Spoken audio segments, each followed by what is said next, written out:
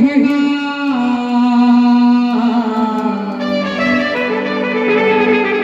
आहे ब्याह की लगने वे सखी घर घर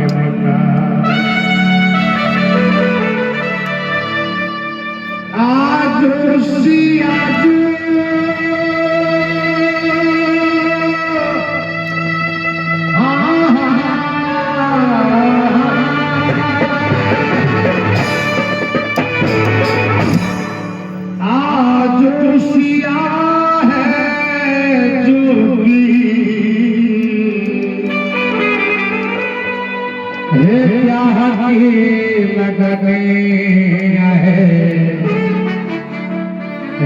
सखी घर घर बना हे बाजना बजैया घाटा हे सखी घर घर बना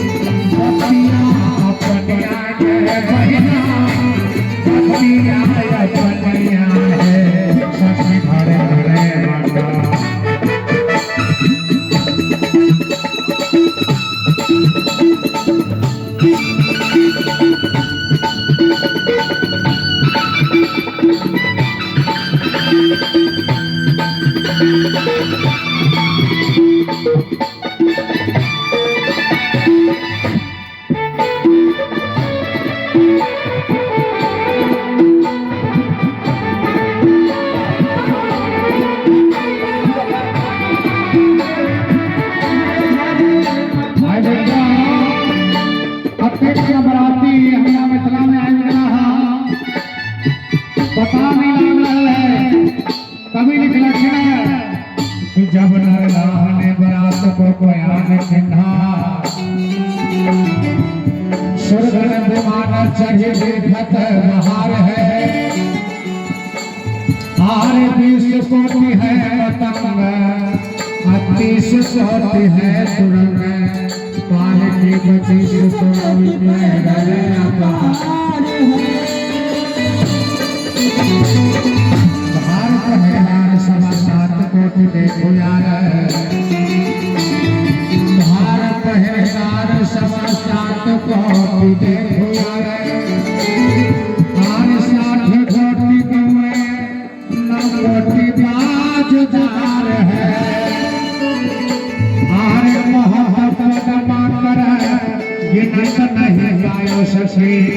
श्री राघवेंद्र जी की तबे बना